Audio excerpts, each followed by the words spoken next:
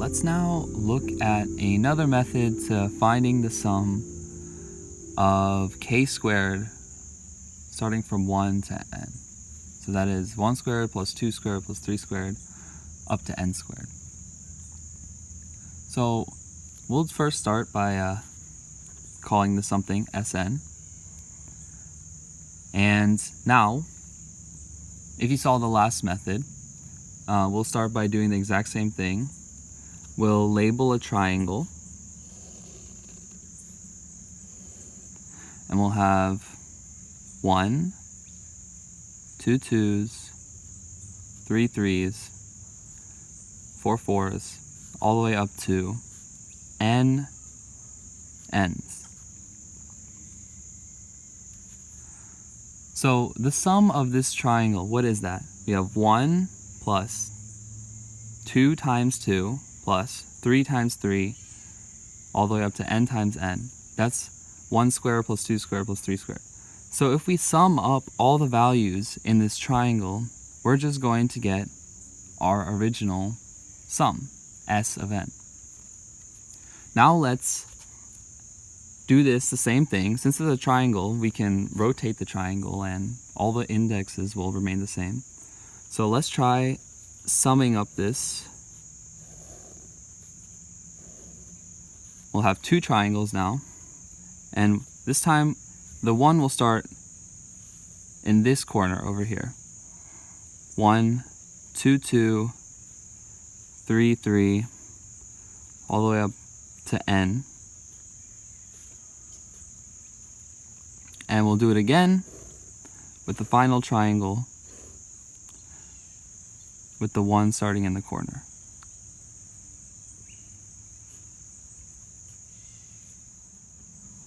So what is this sum? Well, we know it's 3 times the same triangle, so that'll give us 3 Sn. And now let's try drawing this and figuring it out. Well, in this corner we'll have n plus 1, so that's 2n plus 1. In this corner we'll also have the same thing, 2n plus 1, and the same in this corner. Then over here we'll have n plus 2 plus n minus 1. That's just n plus 1 plus n. That's 2n plus 1. Over here we'll also have n minus 1 plus 2 plus n. That's n plus 1 plus n, 2n plus 1. And we see that it seems like almost every index in this triangle seems to be 2n plus 1. But how can we prove that? Let's examine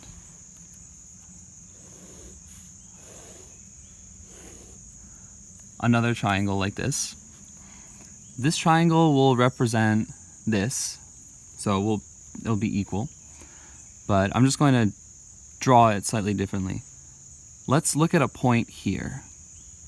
This is some random index in the middle of the triangle. As we can see, by the symmetry of the triangle, we can either move to the left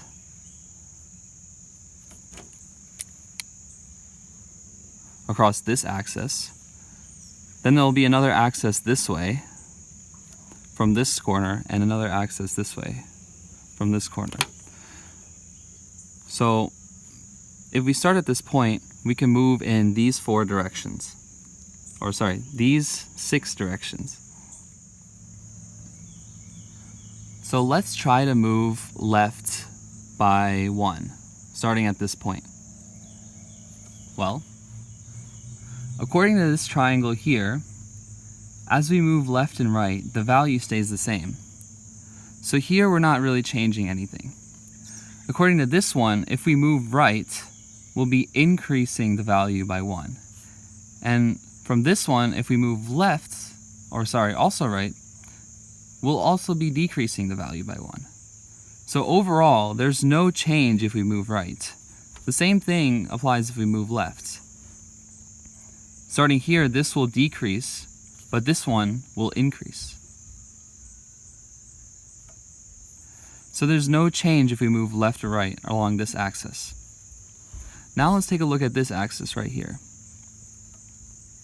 Well, since this triangle is rotationally invariant, as in if we flip this triangle like this, nothing's going to change, we can just imagine that this is the new, if we look at this axis,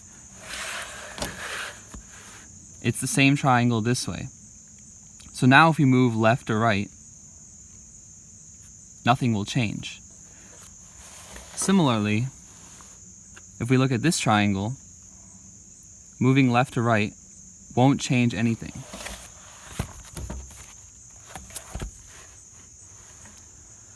So overall, if we have a point and we take a step in any direction, the value of that point won't change. So that means if we start at one corner, the value is 2n plus 1, and we move in any direction from that point, it's always going to be 2n plus 1. So from that, we know that every single index's value is going to be 2n plus 1. So what is the final sum then? Well, we have 3 Sn, and then we're going to sum across this entire triangle. We can imagine factoring out 2n plus 1, since that's the same for every index. And then we just have a triangle of just ones, and we need to find the sum of this. Well, here we have 1, and then we have 2 ones, 3 ones. So the value of this triangle is simply just 1 plus 2 plus 3, all the way up to the final layer, which is just n. And if you remember from one of my previous videos, we solved this. I'll link it in the description. But this is simply just n times n plus 1 over 2. And this tells us that Sn, which is equal to the sum of k squared from k equals 1 to n, this is just n times n plus 1 over 2 times 2n plus 1 divided by 3. And that's just n times n plus 1 times 2n plus 1 divided by 6.